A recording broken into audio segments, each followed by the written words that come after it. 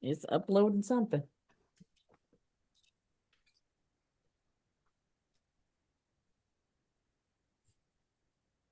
Yeah, it's uploading, so we'll be on in a few. Boop. Like this. And now we are live, sir. We are definitely live. Well, hello, ladies and gentlemen. I am Reverend Dr. Darlene Williams-Prades. Today on Relationship Matters, we are talking to Mr. West Charles Jr. For the next 30 minutes. Well, hello, ladies and gentlemen. I am Reverend Dr. Darlene Williams-Prades. Today on Relationship Matters, we are talking to Mr. West Charles Jr. For the next 30 minutes. Well, hello, ladies and gentlemen. I am Reverend Dr. Darlene Williams-Prades. So we're going to talk about accused to affirmation. And he's going to tell us his story. How are you doing? And this should make it easy. And so while we're doing that, let's start with, who I am. And I am Reverend Dr. Darlene Williams-Prades, CEO and founder of Superior Love Forever, LLC. And we're here to talk to the brilliant minds of you guys out there and let you know what's really, really going on. I am your host. I am the founder. And what we want to find out is about a wonderful young man. His name is Mr. West Charles. And we're here Jr. to talk to the brilliant minds of you guys out there. Mr. West Charles Jr. It's really, really good. Now, let me give you a little background. Our guest is a former childhood actor turned artist, recording artist. He's a motivational speaker. He's a huge advocate for justice reform. And as a young actor, he has appeared in such notable television shows as The House, Chicago Hope, 413 Hope Street, The Burning Zone, and many, many more.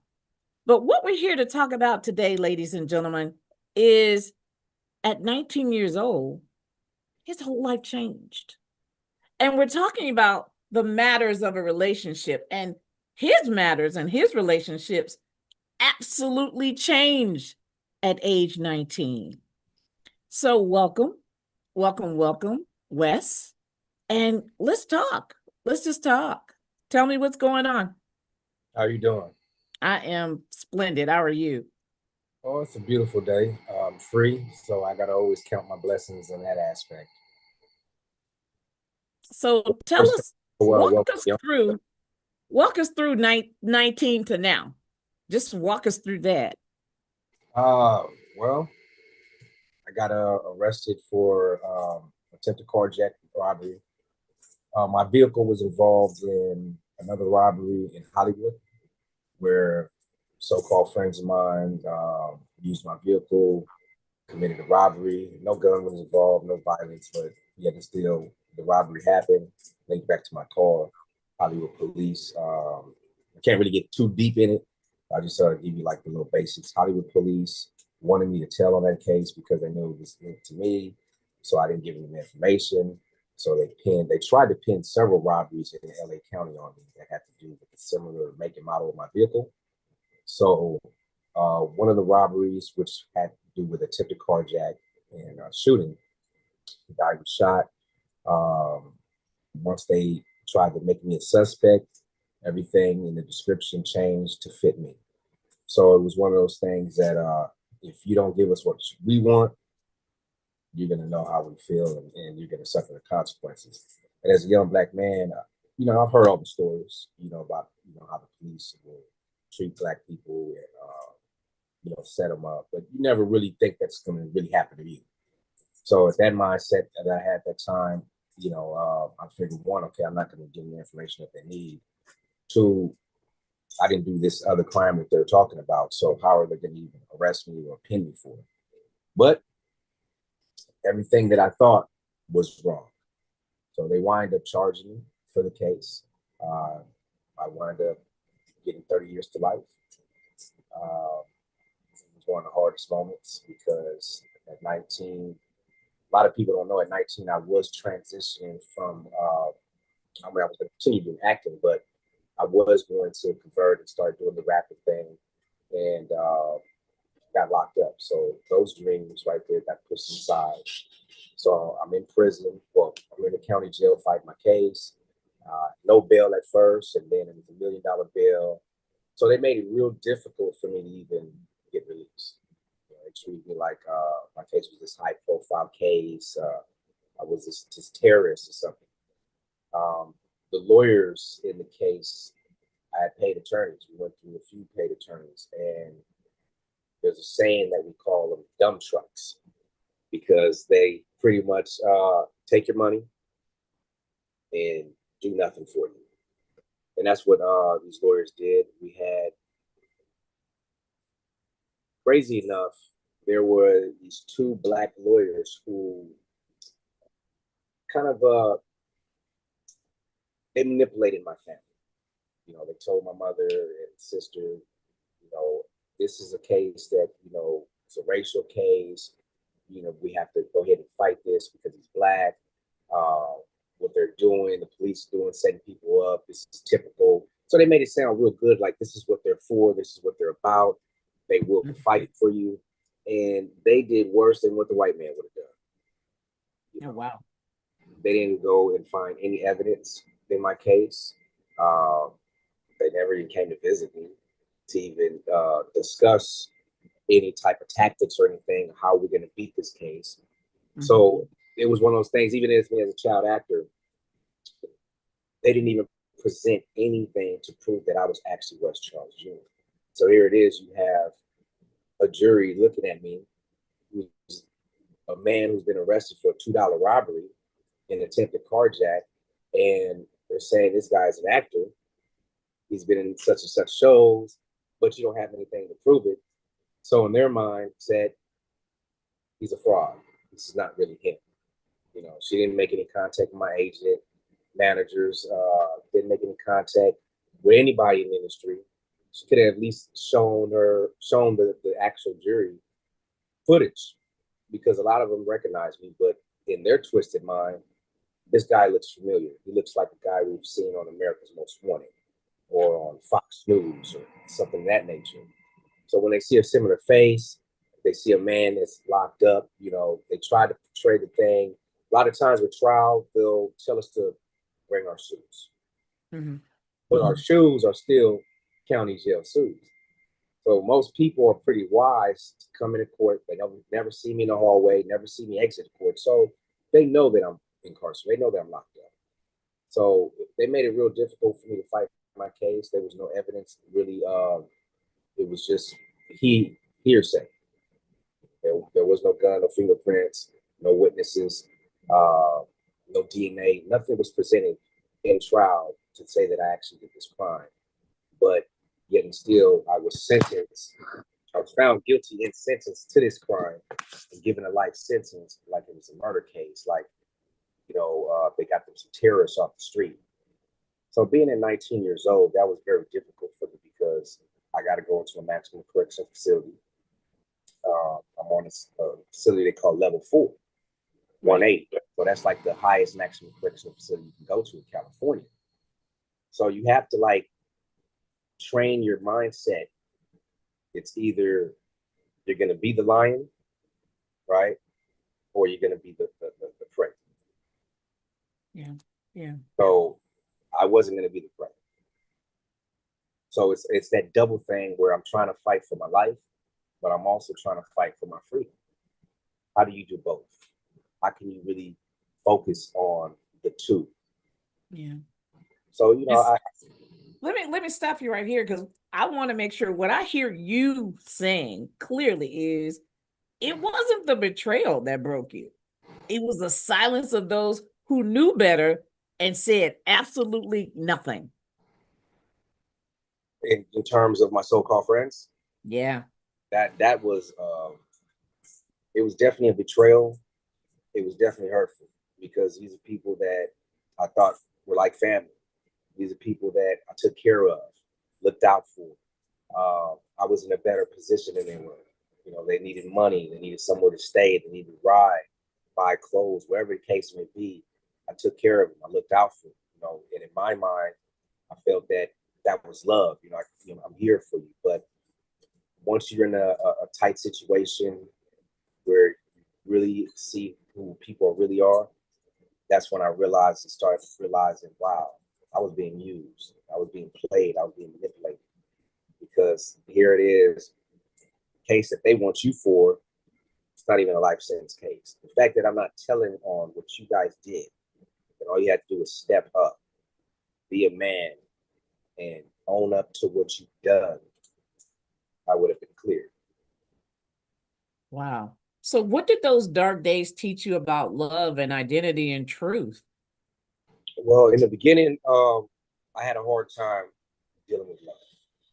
I had a hard time accepting people, especially when it comes to friends. Like my family, they were there for me my entire ride.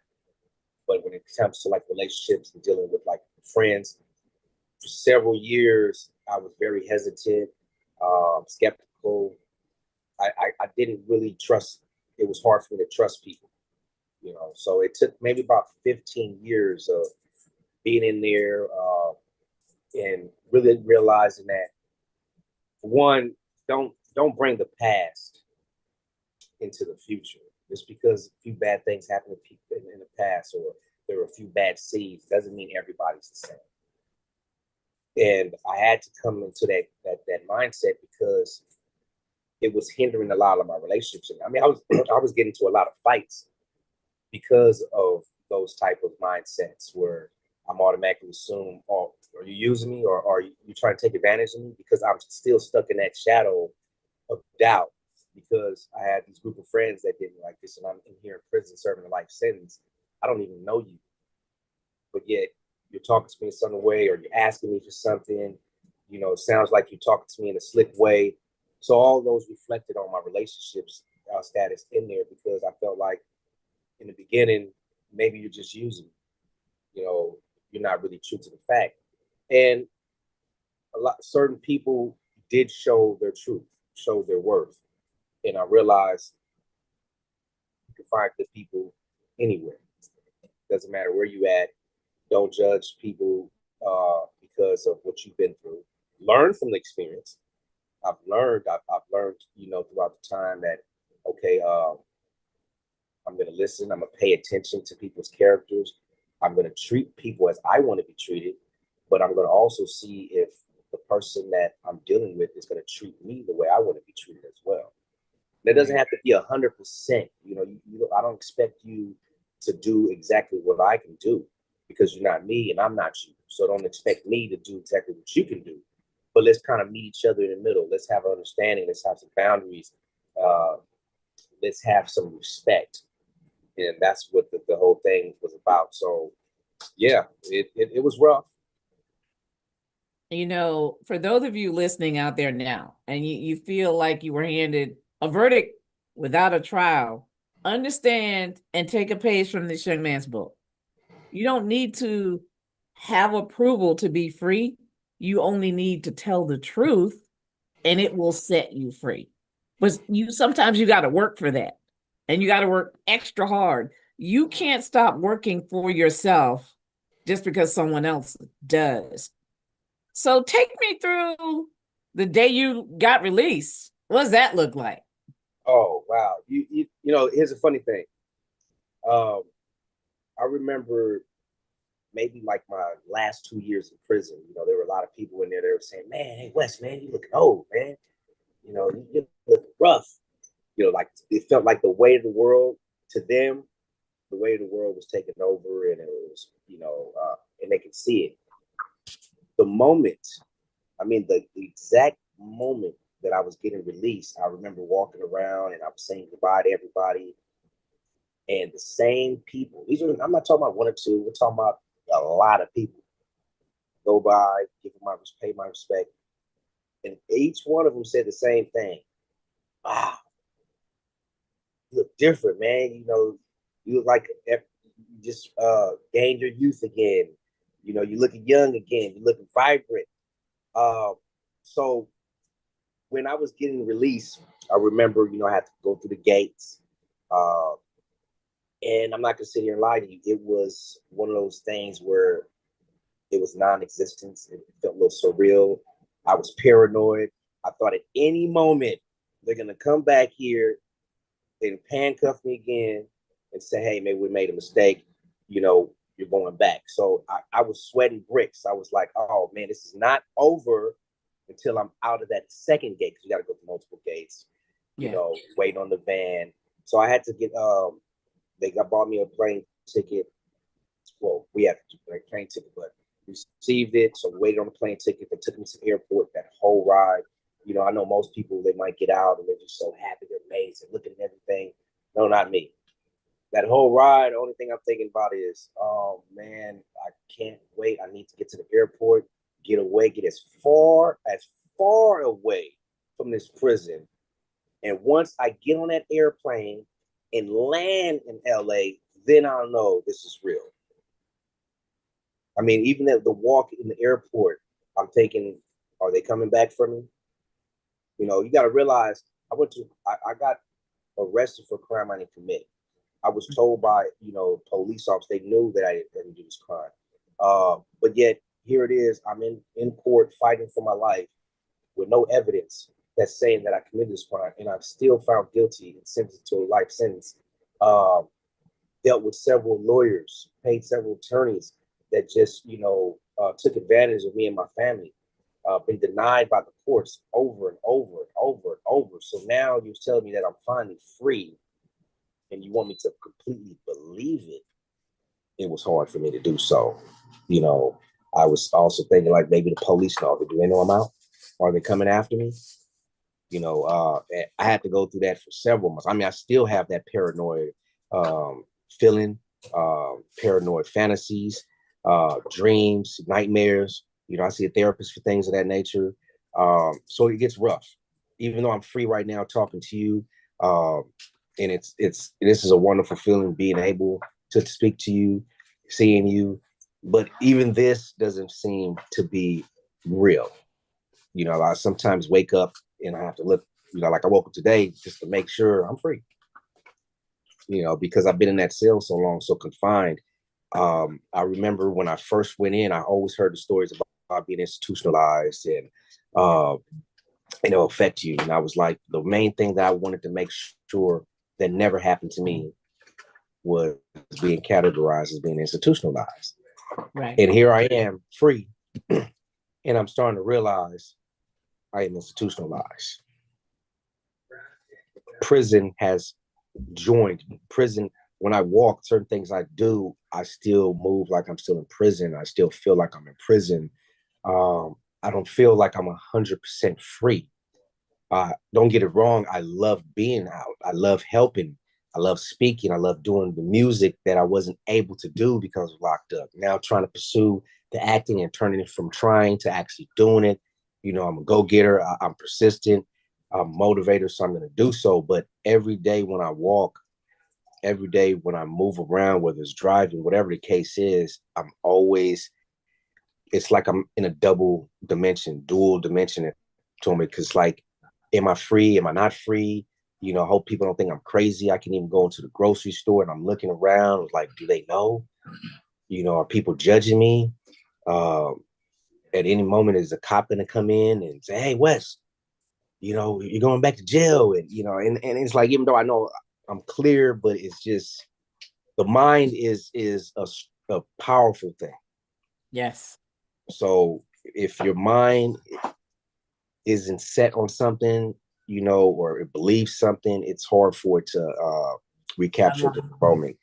Yes, so, hard to unlock.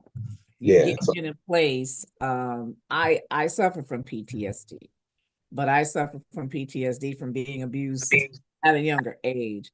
And I understand the paranoid, you wondering if this is going to happen again. Yes. Even though you're older and you're somewhere else, and as you go through your life, it's kind of like somebody took a library book, and they put it somewhere, and that library book won't move because nobody else is going to check it out, right? Nobody is going to check out that PTSD book. And so you're stuck with that book. But what I tell you is, I read past that book every day by loving other people. Yes. I read past that book every day by working with couples, by working with families, by working with, companies going, we can't figure this out. It's a communication conflict. And I always say the same thing. Have a conversation with yourself. Ask yourself when you wake up in the morning, what am I going to bring to the world today that nobody can? You know what that is, Wes? It's you. Nobody can be anybody else. They can pretend to be anybody they want to, but you're made a specific way. You're wired a specific way. You can marry 100 million women and they're never going to have the same Wes, because Wes is just him.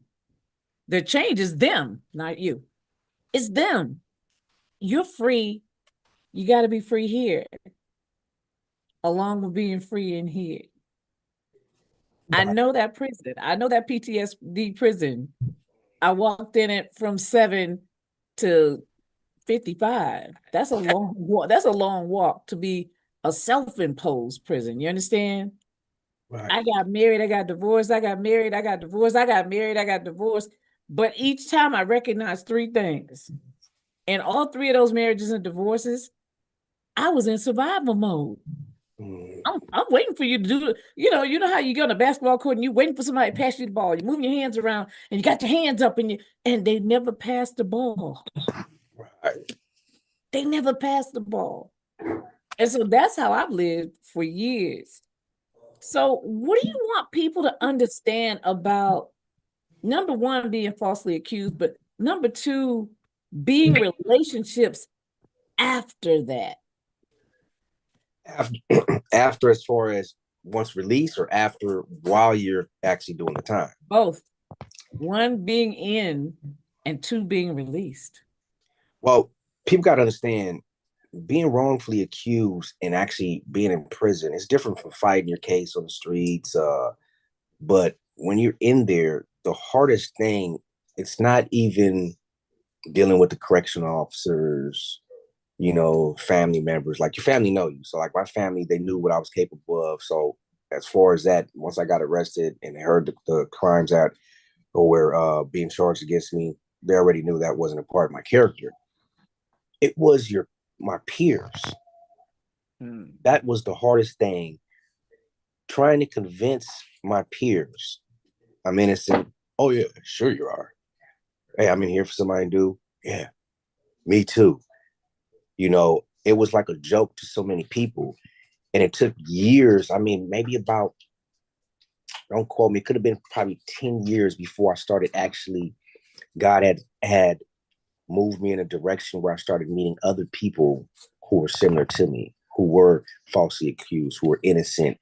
That first 10 years, it was more so everyone I was meeting, it was a joke. So, and then, like I said, with the survivor techniques, they look like, oh, this guy, he's fighting, he's aggressive. So they're judging me by that. They're judging that West. They're not judging. I didn't say, hey, man, I was square. I wasn't out there fighting. I didn't say anything like that. I said, I didn't commit this crime right here that they've charged me for. But yet the doubt, just walking around with people just doubting and feel like they're talking about you behind your back. So that was very rough. What was the other question? Sorry about that. It's so when you're in, this is the one way. But what's it like when you're out? Is it still you worried about the judgment? Are you still no. So listening? No, actually, here's the thing. For me, after about 15 or 16 years, while I was in there, I was fighting my case. I was trying to put my due diligence in. So there's different, what they call jailhouse lawyers. They'll read my case. And, at first when you're having that communication with them, there's a little doubt. But then when they start like reading the case and ask a question, hey, how come this wasn't, how come this evidence not here? And they're like, wow, maybe this guy is really telling the truth. Then when they started looking at other little things like sketch and things of that nature, they're like, oh man, even correction officers, when, I'm a building worker. So they started having relationships with me, getting to know me, the actual West, not the convict, not the child actor, not the guy on TV, but me. So they started judging that, and there were certain cops that would, they have our cases and everything, so they'll read it and they're like, this doesn't even match your character. Makes no sense. And then some of the stuff that they're putting in there doesn't even match you. So the doubtful thing was when I first came in. After like 15 years and better, there weren't any doubt. I didn't have to walk around and people like, oh yeah, sure he is. That persistence, that fight. I mean, I was writing innocent projects from across the United States from day one, from New York, Harvard, Texas, what's that? Seattle, Washington, Oregon, Utah. I mean, I was writing all the innocent projects that I could, Connecticut. And I was getting denied, rejected by a lot of people, post convictions. I was writing attorneys, whether it was pro bono, paid attorneys. So I never stopped that fight. Everybody has seen that, and it was one of those things from, staff to inmates. They're like, for a guy that's guilty, you're sure pushing the same thing every day. You're sure fighting every day. You're still trying to do this all the time, and I've had a few people used to tell me, they said, man, we know people that play, we know people that act, and this is a game that you have stood from day one where, like I said, I started off on level 4, go from level 4 to level 3 to level 2, and moving around, you might not see someone for about 10 years, 15 years.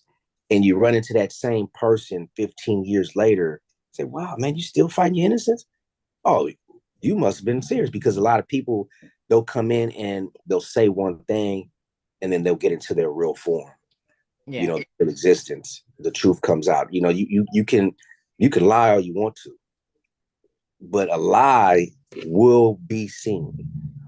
The truth will be sold. It'll be told. People will understand the truth. They're going to know that, okay, this is truth. So I walked the truth.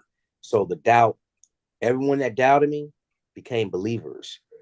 And when I got out, no, I haven't had anybody doubt me.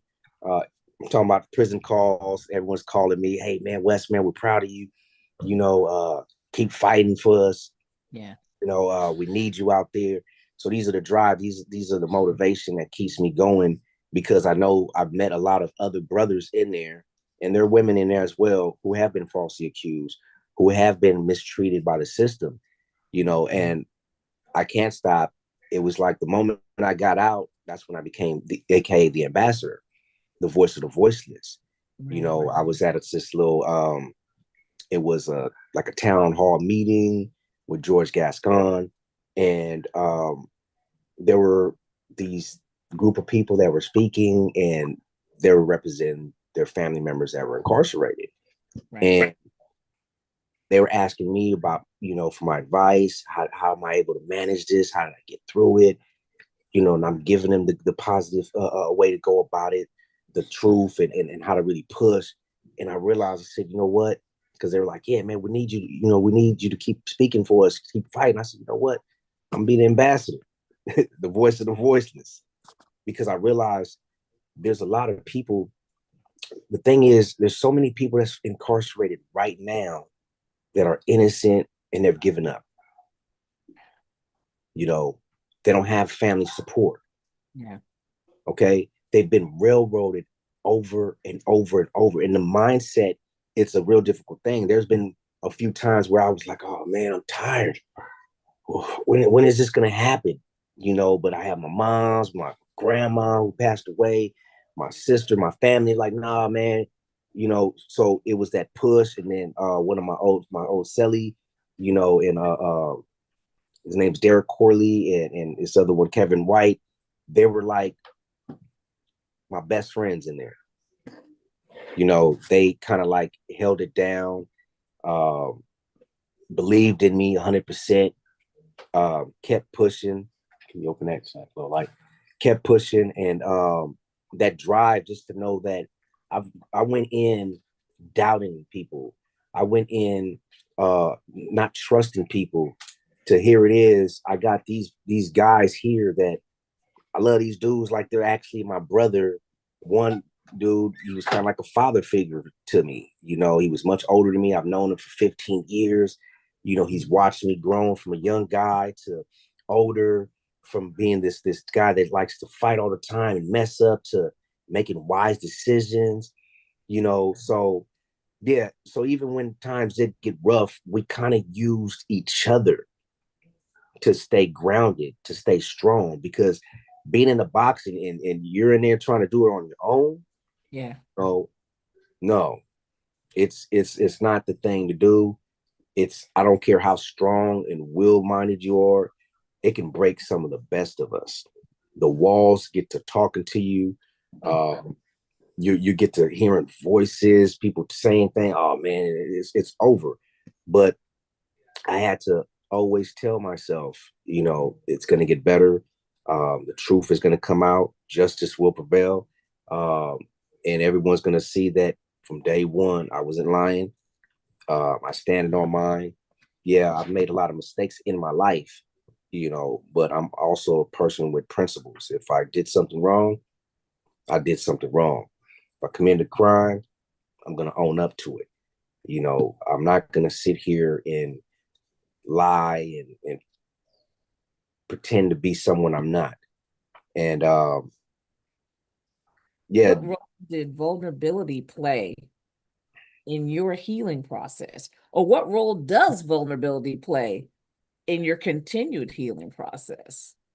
Um, you know, my grandma is one of the main reasons that I actually changed. I was very vulnerable in there, just being away from family, Mm. um, not being able to. I mean, I'm watching some of my acting peers being very successful, and I was proud of them. Don't get me wrong, but it was just knowing that we came up doing it at the same time, and we were achieving success. But I'm sitting here in a maximum correctional facility, watching them gain their success, while I'm in here just trying to get just a little taste of that free air. Mm. You know, but my grandma, she got sick in 2019. She got cancer. And at that time, they told us that, you know, she was dying. So I was like, man, you know, this is rough. Um, in prison, you don't want to cry. You know, you got to be tough. Right. So I was real vulnerable at that moment. You know, I couldn't hold it in. So people had, this was a chance where people actually got to see me at my weakest moment, shedding tear, crying, trying my best not to lose it, snap on somebody. And my vulnerability actually, I was able to gain more respect from a lot of people because they seen that other side of me, you know.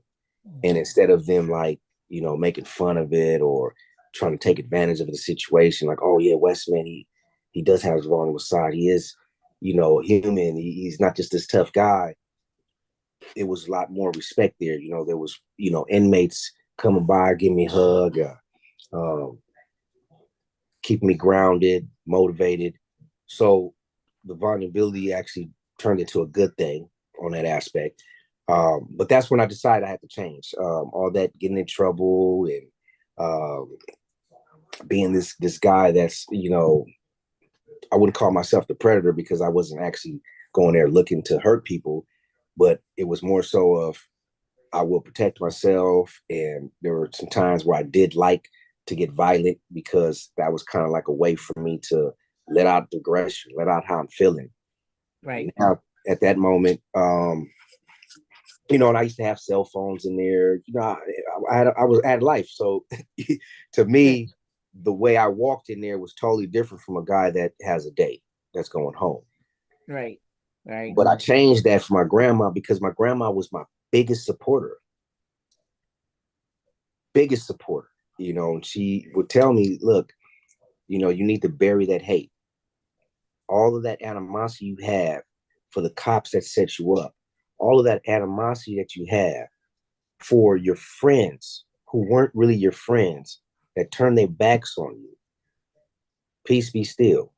Allow God to take care of them. You have so much potential. She always believed in my talent as an actor.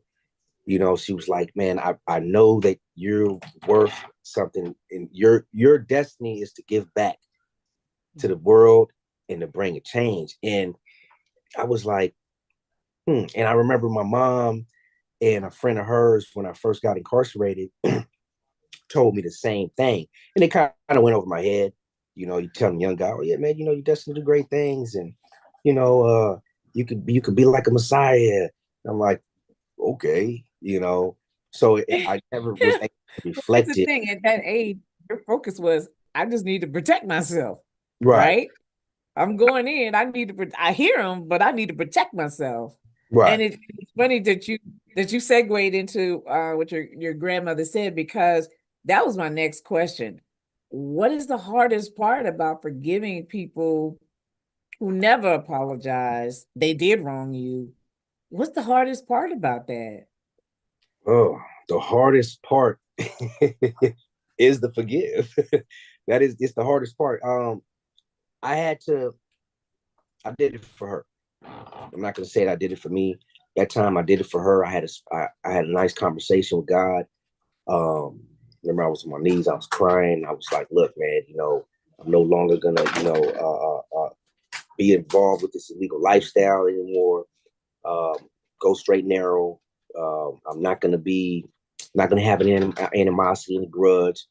So I made that pact with God. It was my serenity. It was my peace right there, where I locked that in and say, "Look, I'll forgive them. Uh, just whatever it is that you need me to do, you guide me through that." Now, just because I forgive doesn't mean I forgot. I'll never forget. There's nothing. There's no way that me and these individuals would be able to sit down, have a good time, like, hey, let's let bygones be bygones, let's be friends again. No, I don't ever want to talk to you. I don't ever want to see you. But live your life. Let me live my life, and I'll be at peace. So I know one thing. Like you said earlier, I was young, so Yeah. I know they were young, right? So I know we do miss the people that we are as teens, you know, in our adolescence, we're totally different when we actually become true adults. You know, when I'm talking about 21 to 25, true adults actually live life, actually experience things, Yeah. dealt with trauma. Like, I'm not talking about a little few years trauma, years, like you were saying, you know, 30 years of just trauma. We're talking about actually lived experiences. So now that I'm a true man, a true adult, I get it. You know, people make mistakes, make mad decisions, and so I forgive you. I can't forget because I did 22 years in prison, and not one time did any one of you reach out and say, "Hey, man, I've changed. You know, I was wrong. Maybe I can help you. Maybe I can stand up. You know, what can I do? Hey, maybe let me go check on your mom. Let me go check on your family. You know, I know you're doing this time because you didn't tell on us about this other crime." So, in that aspect, you know, you're grown now, so you have no excuse. Right. So I can't forgive you. I mean, I can forgive you, but I can't allow you to be in my life. I can't allow you to even have a conversation with me, because you can't even use that as a moment and say, "Hey, man, I was young, and this is the reason why." Yeah, you were young. This is the reason why I forgive you for what you did then. But I can't accept you and tolerate you now because you're a grown person, you're a grown man, and you haven't owned up to your responsibility. Everything's about accountability. And knowing thyself, I start to, you know myself. Yeah. And it took me years and years to really know who I am. You know, I went by a different moniker when I was younger. I mean, people that knew me from the acting and people that knew me personally knew me as Wes, but I had an alias. And the alias that I was going by, one thing that people have to reflect on is a nickname. When people give you a nickname or you give yourself a nickname, you Right. get to living in to that. You get to living in that nickname. That Right. nickname becomes you. That alias becomes you, and Mhm. that's who I was for so many years. And even in 2019, once I decided to change, I didn't actually change the name yet. I wasn't pursuing West Charles Jr. Um, This was my grandma wind up still living. She was fighting the cancer. So I kept fighting harder and harder. We went and hired this attorney. Well, prior to hiring an attorney, um, we were, I was doing the same thing I've been doing, writing thousands of people, Right. trying to get that help that I need. So there was this attorney that heard about, and everyone was talking about, hey, this guy's great. He's the best attorney. He helps people. And he had all these ads, like he was really genuine. I mean, he was a real good slick talker because, like I Right. tell you, we've dealt with several attorneys that railroaded us, but they didn't talk like him. Like he talked like he really cared. So we hired him to work on my innocence, and he wound up convincing me because about my grandma being sick and not having that much time to live. He was like, "Look, man, I can get you into the DA's office where we could do a resentencing, and to the governor's office where we could do a commutation, put both of the packages together, and it'll apply more pressure, and you'll be able to get out within 6 to 8 months." So I said, "Hey, man, I'm not taking a deal, am I?" I said, "Because I'm not signing any deals or anything like that. I'm still going to be pursuing my innocence. And can I pursue my innocence going through this route?" He said, "Of course, yeah. We'll be able to talk to them, engage, and let them know everything that happened, and they'll be able to see it, and you'll be good. The main thing is we just wanted you to get out so you can be back with your grandma." So I hired the man. 6 months comes by, I'm still in prison. 8 months, still in prison. A year, still in prison. Boom, my grandma's dead. So now I am pissed, hurt, confused, and so now I had to deal with. Now I have to fight this guy. I got to try to get my money back. I got to try to sue him. This guy just caused me so much, and it was like that fuel. Even though I've been through this, all these other attorneys, like my trial attorney, she was one of the worst of the worst because she was an African woman that pushed this black movement, and I'm for black people, and you sold me out. But this man, maybe because I was just tired of being railroaded, or maybe it was the fact that you lied to me and had me believe that I was going to get back to my grandma. But that fuel that ignited in me right then was, out of all of my years in prison fighting for my freedom, it was that moment that sparked this other side of me. That I mean, I'm talking about 24/7. I'm sleeping thinking about getting out, sleeping thinking about going ahead and filing a complaint on this guy, sleeping. I'm having these dreams. That's all I'm thinking about day in, day out. Go out to work, talking about my freedom. West Charles Jr. We got to, push the moment. So that's when I got at my folks and they started TikTok for me. We started the Free West Charles Jr. movement on there because it was one of those things where a lot of people, West Charles Jr. had become a ghost. In prison, for those that don't know, when I was locked up, I was Charles Westner. They changed my name, they switched it around. So a lot of people weren't able to find me. There were people that had to actually run into a family member of mine. But hey, man, where West was locked up. Is that true? Because we looked him up and we couldn't even find him. So they'd have to actually get my information that way. So, right. So that was another thing that made it hard because here it is, West Charles Jr. I'm locked up, but nobody knows. And for some that knew, they're like, is it true? Is it not true? Because we've looked him up and we can't find him. Right. So that made it real hard. So that's where I decided, you know what? Forget about my alias. I am West Charles Jr. The alias is me, West Charles Jr. This whole time I thought I had to be him, but it was West Charles Jr. the whole time that needed to be seen. Right. So I revised him, resurrected West Charles Jr. because the moment that I felt like the moment that those handcuffs got slapped on me, I was killed. Wow. What's one truth, Wes? Just one. You now live that you didn't even know back then. What's that one truth? The one truth, knowing myself, accepting who I am. I didn't accept who I was back then. I was this little kid. I was a child actor. I used to get bullied in high school. bullied in middle school. I started hanging with the wrong crowd. Um, and I, at a young age, I thought that I needed to portray this gangster image to be accepted. I needed to portray this thug image to be, feared, to be wanted and hanging with people. And it wasn't until as I got older, fighting battles on my own, to realize that, I was always a fighter. It was all about decision making, Right. you know. So the truth that I found is that I'm a good dude. A lot of people know I'm a good person. There's no one that's gonna ever say anything like this guy scammed us. He backstabbed me, he stole from me, nothing. I live off principles. And the person I am now, I had to come into a real grip to realize I've always been that person. I just didn't accept that person. I had to actually fight to get that respect. And once people respected my alias, and I realized they're going to respect me. Right.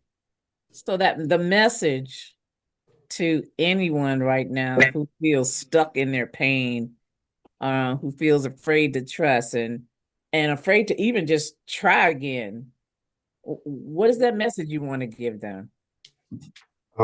Trust is earned, right? Never leave yourself isolated, because I don't care who you are, trying to do anything, trying to get through things by yourself, being alone, you're going to go nuts. It's going to drive you crazy. So the best advice is take your time. Don't rush. Really analyze people, right? Every mistake that you've had from every relationship you've had in your entire life, the good, the bad. Okay, I remember this one. This was good. Okay, I'm going to put this in a box right here. Boom, I remember this one here. All the bad. No. So when I'm dealing with people now, I can like sit back. These are the same traits that person that did me wrong has. I'm not going to tolerate as much as I used to. Be peaceful, be at ease, but I'm not going to tolerate the bull. In the past, I might have accepted this, or I might have missed this. Listen to people when they speak. Pay attention to how they treat you. What is Wes? Give me what's a day-to-day now that Wes is free. Does he have kids? Is he No. spending time with his siblings? Is he doing stuff with his nieces and nephews? What is he doing? Oh, well, I love my family. My sister and I got three sisters. And while I was in prison, we got close, but when I got out, we got closer. And my nieces as well, and their kids, so, but some of them live out of state. So, I'd have to take a trip to go see them. Me and my mother, our relationship started growing actually right before I got locked up, right? Because her and my father, they split. So my father had told me when I was younger that, and this is another reason I also started hanging with the wrong crowd, because I was going through things where I was acting aside from, getting bullied. My father told me that I was a cause of the split up. So me and my mother had a little off relationship for several years until I was 18. And we started like really like hanging out, talking. And she was like, nah, what do you mean? I would never, leave because of you. You're my son. I love you. But we grew, our relationship grew even stronger while I was incarcerated, because that's my mother. She knows me. So she has witnessed throughout the years the different stages of Wes, and she's seen the growth. And to get that respect and that love from my mom saying, I'm proud of you, that was a beautiful thing. But what I do is I felt like while I was in there, I was so separated from family.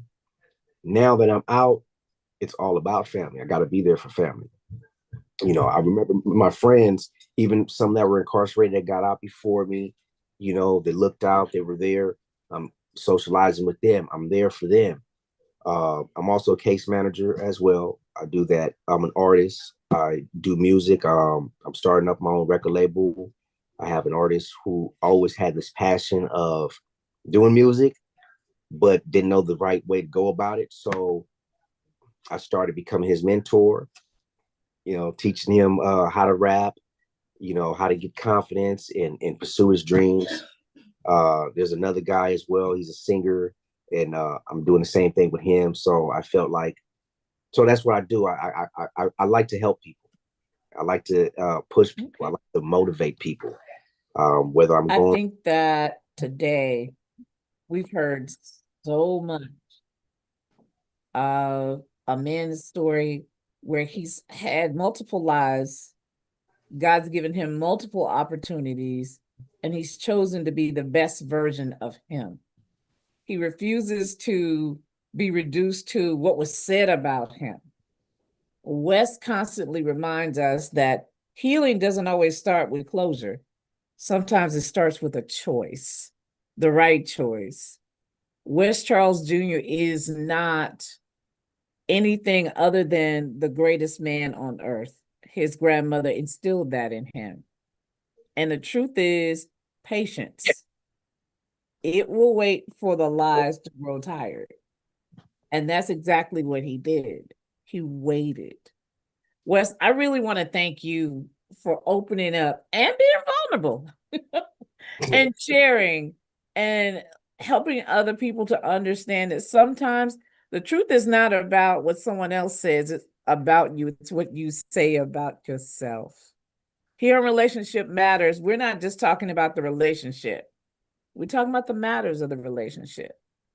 And what Wes has shown in this time that we've spent together is that is what matters. From the time he was a child actor to the time that he was incarcerated to the time that he had to fight for himself continually while his grandmother, his mom, his family were praying. You see, God does hear you, even when you think he doesn't, and he's got a plan. Wes Charles Jr., thank you. thank you. For allowing me to come into your life, come into your world. Don't be a stranger. You got my number, so you know where I'm at. I've lived in California all over. So hey, anytime you want to hang out, you can come eat at my place. I'll cook. Bring your family if you want to. Only got 3 bedrooms, but I know what sleeping bags look like. Hey, I was in a small cell for so long. It's why I tell people when they'll invite me to the house and they'll have a room, like, oh, I don't have a room, I don't have a bed. Like, I can sleep on the floor. I'm not a picky dude. These are some of the things, sleeping on a bunk, like our beds were made out of metal. Still. Well, it won't be that. It won't right. Be so I can you come to North Carolina. I'll make sure that I feed you. We'll have some fun. Okay. I'll do some music because I used to sing back in the day a long time. Okay.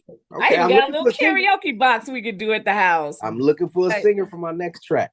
Oh, all right. Call me. There we go.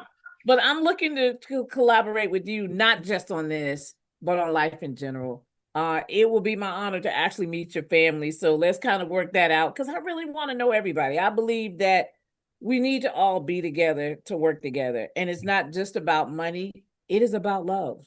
There's just not enough of it. People don't have your back like they used to. When you were telling me some things, and in my head, I was like, he just doesn't know. I've lived some of this stuff where the people I thought had me, and then I turned around and it was nobody back there. Right. It was Ghostville. And the bad thing about it is I had cancer when they ghosted me. And they ghosted me.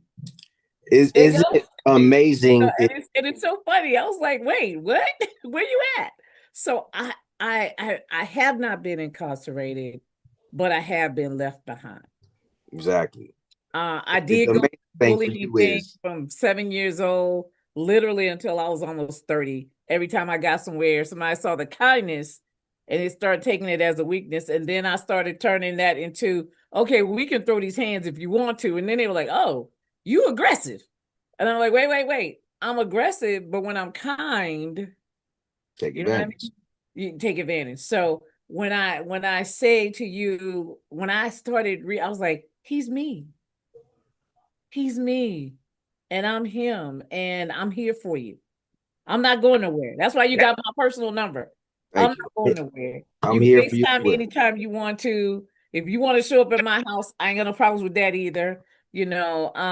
My family would love you. They love to meet you just because you're you. Thank My daughter and my kids were been all over California, and my sons, they love who I love, and like they say, as long as don't nobody do you wrong, mama, they you. come on in. Everybody family. We all good. Come eat, come Definitely. have fun. Blessings. Can't wait to meet you live and in person because I want to apologize for the little technical difficulties we had. It's not your fault. Being out for a year, that's like one of my main, hiccups is that technology. I'm trying to figure things out every day, get a little frustrated. I'm like, I don't, like this, like laptops. I had the laptop for probably about 6 months. Stop using it.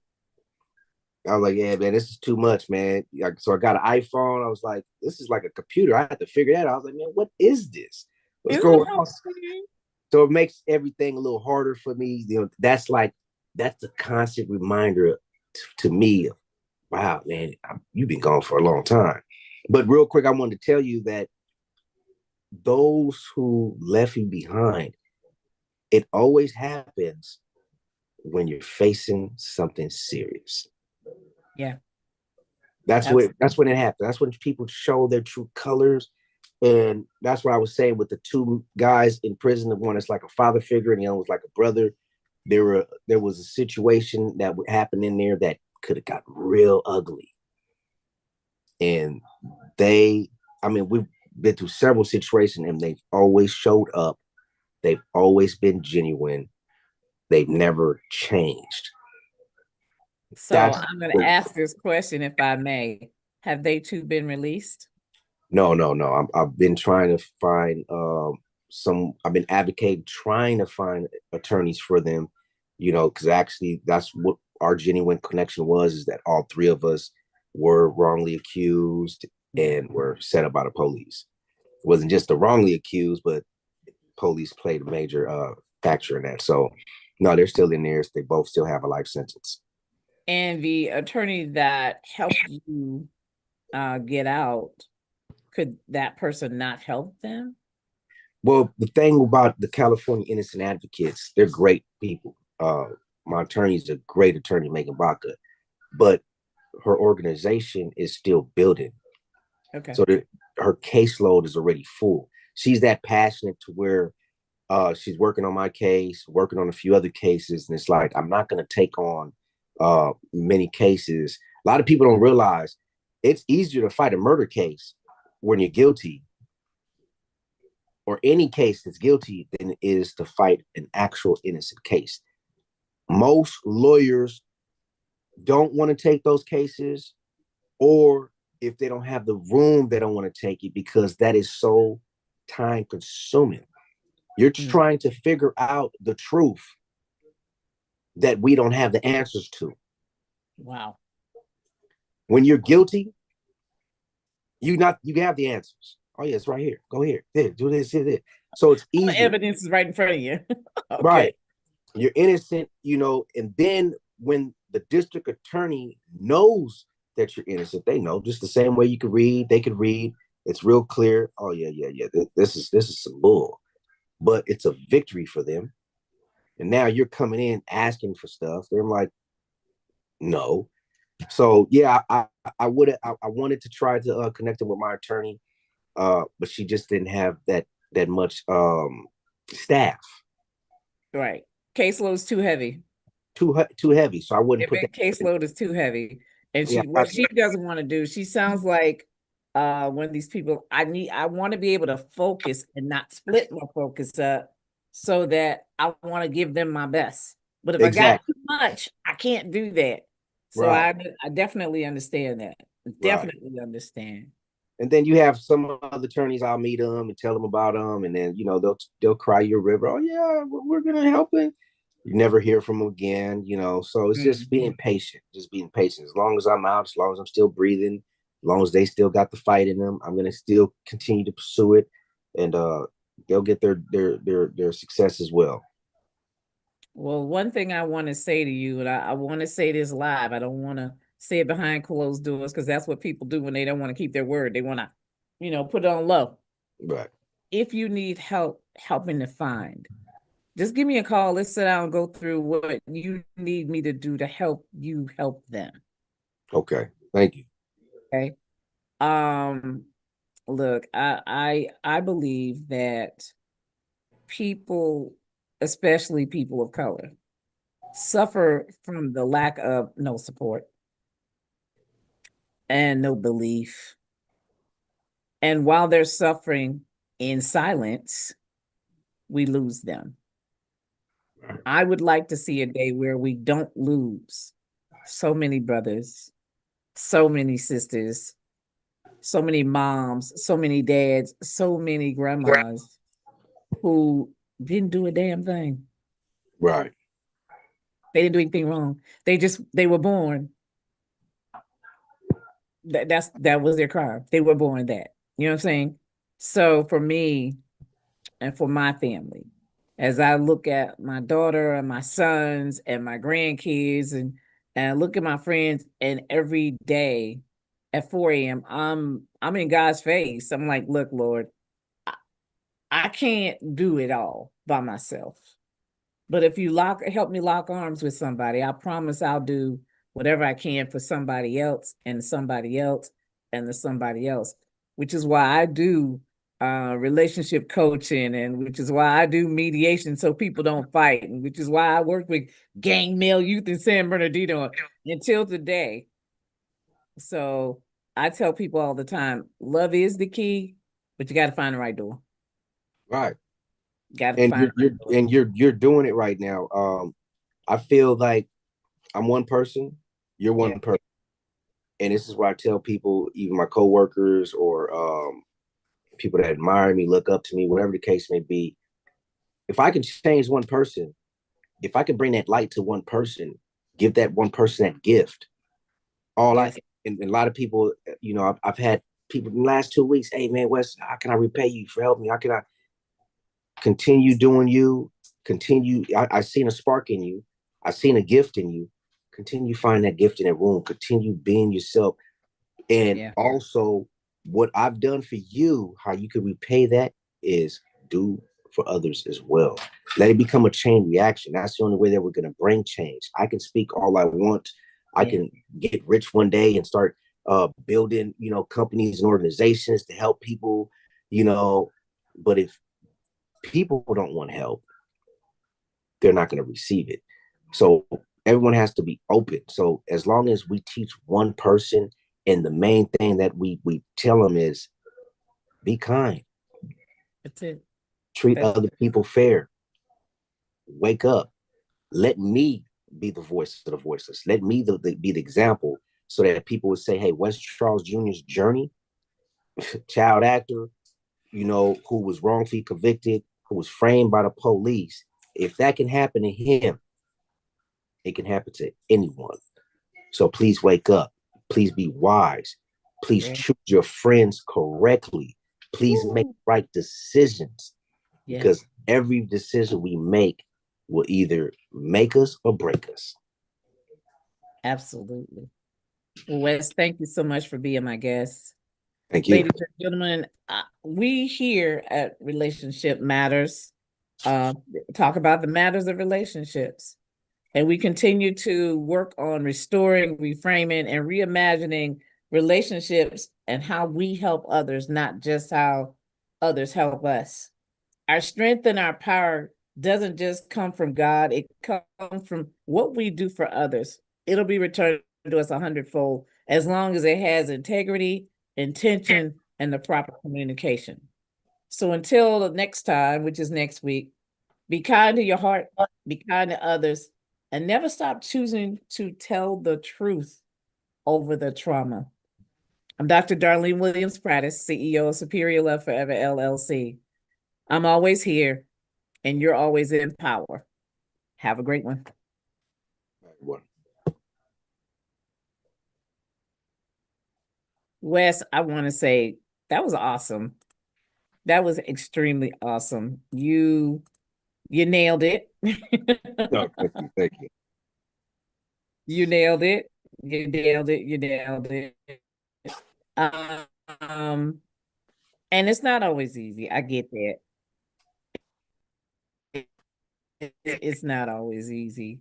But I want to tell you from a mother to a son, even though I'm proud of you. I'm so proud of you because every man won't fight. Sometimes they just lay it down and they take it. Wait a minute. Let me And you move. kept going. You know where I am. Yeah. And whatever it is you need me to do to help you to go on and you want me to speak about what you're doing, I will do that. If you want that on my website, I'll make sure that there's something there that says, hey, help this man do. You just got to let me know. Thank you, thank you. The good news is tomorrow I'm recording my music video for Down for Me. So we're fine. This is going to be my first, music video. I've done all these TV shows.